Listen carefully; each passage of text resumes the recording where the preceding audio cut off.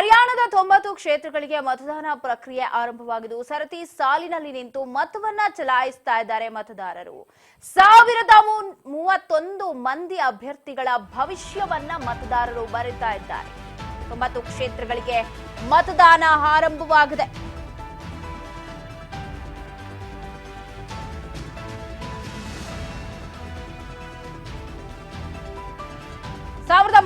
ಅಭ್ಯರ್ಥಿಗಳು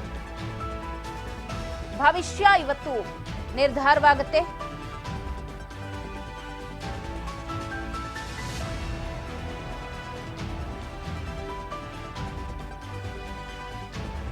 ಹರಿಯಾಣದ 1031 ಅಭ್ಯರ್ಥಿಗಳ ಭವಿಷ್ಯವನ್ನ ಬರೀತಾ ಇದ್ದಾರೆ ಮತದಾರರು. 90 ಕ್ಷೇತ್ರಗಳಲ್ಲಿ ಮತದಾನ ಪ್ರಕ್ರಿಯೆ ಆರಂಭವಾಗಿದೆ. ಬೆಳಗ್ಗೆಯಿಂದಲೂ ಕೂಡ ಮತ ಚಲಾವಣೆ ಮಾಡ್ತಾ ಇದ್ದಾರೆ.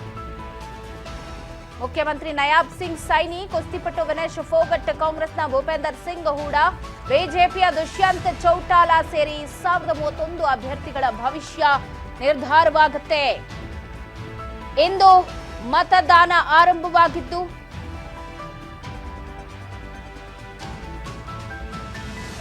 ಹರಿಯಾಣದಲ್ಲಿ ವಿಧಾನಸಭಾ ಚುನಾವಣೆ 2024ರ ಮತದಾನ ಇಂದು ಬೆಳಿಗ್ಗೆಯಿಂದ ಆರಂಭವಾಗಿದ್ದು 90 ಸೀಟುಗಳಿಗೆ ಮತದಾನ ನಡೀತಾ ಇದೆ.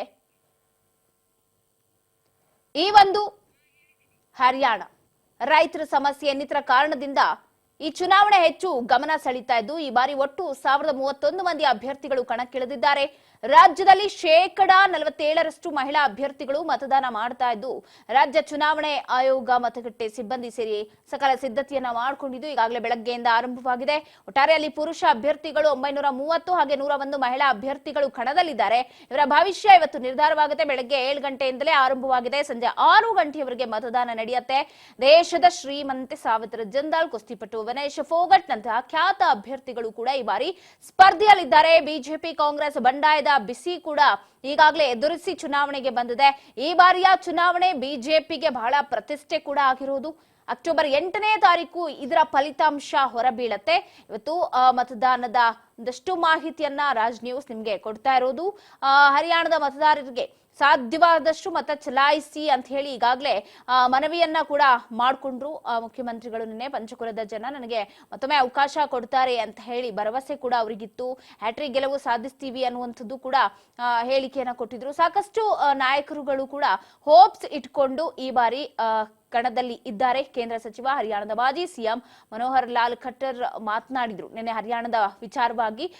ಪಕ್ಷಗಳ ನಾಯಕರು ತಮ್ಮ ಕೆಲಸವನ್ನ ಮಾಡಿದ್ದಾರೆ. ಅಂತಿಮವಾಗಿ ಜನ ಏನ್ ನಿರ್ಧಾರ ಮಾಡ್ತಾರೋ ಅದೇ ಆಗೋದು. ಕಾಂಗ್ರೆಸ್ ಒಂದು ಕುಟುಂಬ ಬಿಟ್ಟು ಬೇರೆ ಯಾರ ಬಗ್ಗೆ ಕೂಡ ಕಾಳಜಿನ ಹೊಂದಿಲ್ಲ. ಪಕ್ಷದ ನಾಯಕರಿಗೆ ಅವಮಾನವಾದಾಗ ಜನ ಅದನ್ನ ತಮಗಾದ ಅವಮಾನ ಅಂತ ಪರಿಗಣಿಸ್ತಾರೆ. ನಾಯಕರಿಗೆ ಅವಮಾನವಾದಾಗ ಜನ ಪಕ್ಷದ ವಿರುದ್ಧ ಸಿಡಿದೇಳ್ತಾರೆ ಅಂತ ಹೇಳಿದ್ರು. ಇನ್ನು ಇದೇ ವಿಚಾರವಾಗಿ ಮಲ್ಲಿಕಾರ್ಜುನ್ ಖರ್ಗೆ ಅವರು ಕೂಡ ಹರಿಯಾಣ ಚುನಾವಣೆ ಬಗ್ಗೆ ಮಾತನಾಡಿದ್ರು. ಮಾತನಾಡ್ತಾ ಹರಿಯಾಣ ಜನ ಮತದಾನ ಮಾಡುವ ಮೊದಲು ಕಳೆದ ದಶಕದಲ್ಲಿ ರಾಜ್ಯದಲ್ಲಿ ಸೃಷ್ಟಿಯಾದ ನಿರುದ್ಯೋಗ, ಹಣದಬ್ಬರ, ಭ್ರಷ್ಟಾಚಾರ, ಸಾಮಾಜಿಕ ಅಸಮಾನತೆಯಂತಹ ಸಮಸ್ಯೆಗಳ ಗಮನದಲ್ಲಿಟ್ಟುಕೊಂಡು ಮತದಾನ ಮಾಡಬೇಕು ಅಂತ ಹೇಳಿ ಮಲ್ಲಿಕಾರ್ಜುನ್ ಖರ್ಗೆ ಕೂಡ ಮತದಾನಕ್ಕೆ ಕರೆ ಕೊಟ್ಟಿದ್ರು. ಇದೇ ರೀತಿ ಸಾವಿತ್ರಿ ಜಿಂದಾಲ್ ಅವರ ಪುತ್ರಿ ಸೀಮಾ ಜಿಂದಾಲ್ ಕೂಡ ಮತವನ್ನ ಈಗಾಗಲೇ ಚಲಾವಣೆ ಮಾಡಿದ್ದಾರೆ. ಈ ಚುನಾವಣೆ ನಮ್ಮ ದೇಶ, ನಗರ, ರಾಜ್ಯಕ್ಕೆ ಒಂದು ಯಜ್ಞವಾಗಿದೆ. ಅದರಿಂದ ಪ್ರತಿಯೊಬ್ಬರೂ ತಮ್ಮ ಮತವನ್ನ ಚಲಾಯಿಸಬೇಕು ಅಂತ ಹೇಳಿ ಅವರು ಮತದಾನವನ್ನ ಮಾಡಿ ಮತದಾರರಿಗೆ ಕರೆಯನ್ನ ಕೊಟ್ರು. ಇನ್ನ ವಿನೇಶ್ ಫೋಗಟ್ ಕೂಡ ಅಲ್ಲಿ ಈಗಾಗಲೇ 1 ಗಂಟೆಯ ಹಿಂದೆನೆ ಮತ ಚಲಾವಣೆ ಮಾಡಿದ್ದಾರೆ. ಇನ್ನು ಹರಿಯಾಣದಲ್ಲಿ ವಿಧಾನಸಭಾ ಚುನಾವಣೆಯ ಮತದಾನ ಈಗಾಗಲೇ ಆರಂಭವಾಗ್ತಾ ಇದೆ. ಬಿಜೆಪಿ ಹ್ಯಾಟ್ರಿಕ್ ಗೆಲುವಿನ ನಿರೀಕ್ಷೆಯಲ್ಲಿದೆ. ತುಂಬಾ ವರ್ಷಗಳ ಬಳಿಕ ಕಾಂಗ್ರೆಸ್ ಅಧಿಕಾರದ ಗದ್ದಿಗೆಯನ್ನ ಏರುವ ಭರವಸೆಯನ್ನು ಕೂಡ ಮಾಡಿದೆ.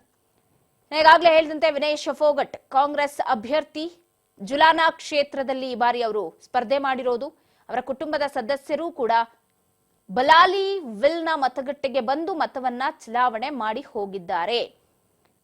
ಸಂಜೆ 6 ಗಂಟೆ ತನಕ ಮತದಾನ ಮಾಡೋದಕ್ಕೆ ಅವಕಾಶ ಇರುತ್ತೆ. ಪ್ರತಿಯೊಬ್ರು ಕೂಡ ಮತದಾನ ಮಾಡಿ ಅಂತ ಕರೆ ಕೊಡ್ತಾ ಇದ್ದಾರೆ.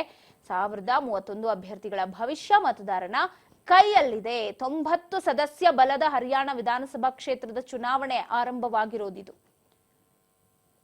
ನಯಾಬ್ ಸಿಂಗ್ ಸೈನಿ, ಭೂಪೇಂದರ್ ಸಿಂಗ್ ಹೂಡಾ, ವಿನೇಶ್ ಫೋಗಟ್, ದುಷ್ಯಂತ್ ಚೌಟಾಲಾ ಸೇರಿದಂತೆ 1031 ಅಭ್ಯರ್ಥಿಗಳ ಭವಿಷ್ಯ ನಿರ್ಧಾರವಾಗುತ್ತೆ. ಮಾಜಿ ಸಿಎಂ ಖಟ್ಟರ್ ಕೂಡ ಮತದಾನವನ್ನ ಅಲ್ಲಿ ಈಗಾಗಲೇ ಮಾಡಿದ್ದಾರೆ. ಮೊದಲನೇ ಗಣ್ಯರು ಅವರು ಮಾಡಿರೋದು. ಕರ್ನಾಲ್ನಲ್ಲಿ ಮತ ಚಲಾವಣೆ ಮಾಡಿದ್ರು. ತದನಂತರ ರಾಜ್ಯದಲ್ಲೆಲ್ಲ ನಿವಾಸಿಗಳು ಕಡ್ಡಾಯವಾಗಿ ಮತದಾನ ಮಾಡಿ ಅಂತ ಹೇಳಿ ಕರೆ ಕೊಟ್ರು. ಕೆಲವೇ ಕ್ಷಣಗಳಲ್ಲಿ